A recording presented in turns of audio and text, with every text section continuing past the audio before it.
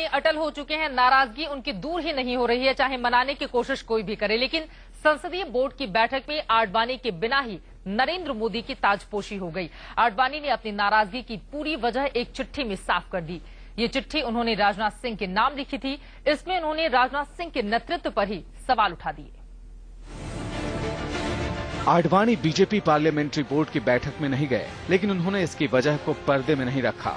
आडवाणी के गाड़ी से उतरकर वापस घर में जाने के पूरे 45 मिनट बाद उनका एक खत उनके घर से बाहर आया और मीडिया के बीच बांटा गया। ये खत पार्टी अध्यक्ष राजनाथ सिंह के नाम था। इसमें आडवाणी ने लिखा था, प्रिय राजनाथ सिंह जी, आज दोपहर को जब आप आज के संसदीय बोर्ड की बैठक की सूचना देने आए, तब मैंने अपनी मन की व्यथा के बारे में और आपके कार्य संचालन के बारे में, अपनी निराशा के बारे में कुछ कहा था।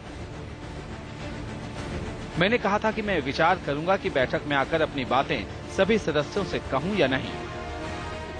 अब मैंने तय किया है कि आज की बैठक में ना जाऊं, यही उचित होगा। सादर, लाल कृष्ण आडवाणी।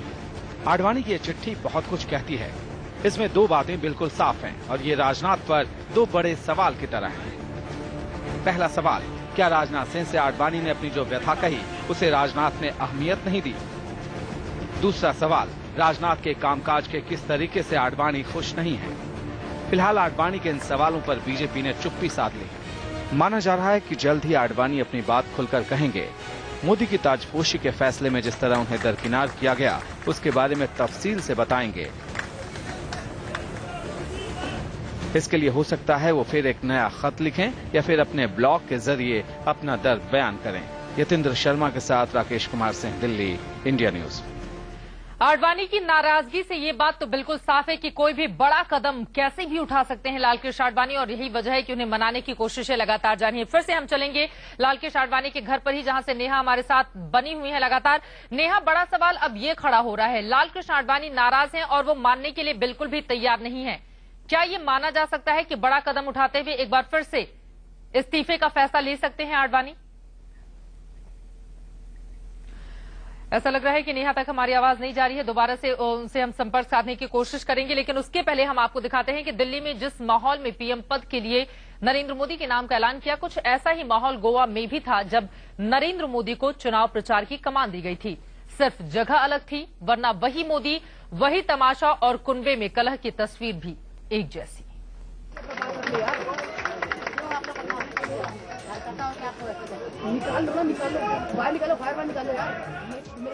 दिल्ली में जिस अंदाज और माहौल में मोदी की ताजपोशी हुई, कुछ उसी अंदाज और माहौल में गोवा बैठक में मोदी को चुनाव प्रचार की कमान दी गई थी। दिल्ली में वही लास्ट मिनट ड्रामा दिखा जो दुनिया गोवा में देख चुकी थी। अब जरा इन 4 तस्वीरों को देखिए। ये 4 तस्वीरें केवल मोदी के बढ़ते कद की कहानी नहीं बयां करती, बल्कि इन तस्वीरों में कमल के कलह की कहानी भी छिपी है। दिल्ली में आडवाणी को दरकिनार कर वैसे ही मोदी की ताजपोशी की गई, जैसे गोवा में आडवाणी की इच्छा के खिलाफ मोदी को चुनाव प्रचार की कमान दी गई। पार्टी के पितामह की अनदेखी का आलम यह है कि अपने दर्द को बयां करने के लिए उनके पास बस चिट्ठी का ही सहारा है।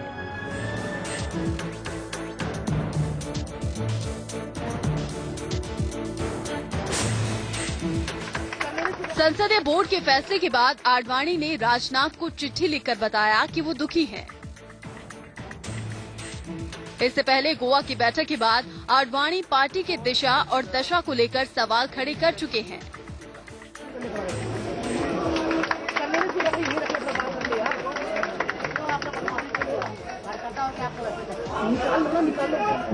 दिल्ली और गोवा की बैठक में एक और समानता थी। यहाँ भी आनंद फानन में मोदी की ताजपोशी की स्क्रिप्ट लिखी गई।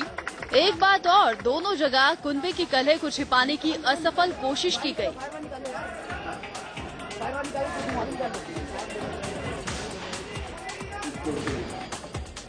गोवा में राजनाथ ने सुषमा और जेटली के साथ बाहर आकर दुनिया को बताया कि मोदी को बीजेपी के प्रचार की कमान सौंप दी गई है। और दिल्ली में नेताओं की भीड़ में राजनाथ ने अपने अगल बगल सुषमा और जेटली को ही बिठाया। अब पार्टी ने अपने सबसे बड़े नेता को दरकिनार कर नए नायक को चुन लिया है।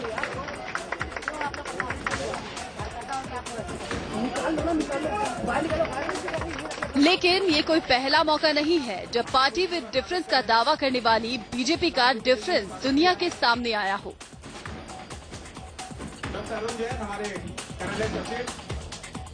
इंडिया न्यूज के लिए राकेश सिंह, अजीत श्रीवास्तव के साथ यतेंद्र शर्मा की रिपोर्ट।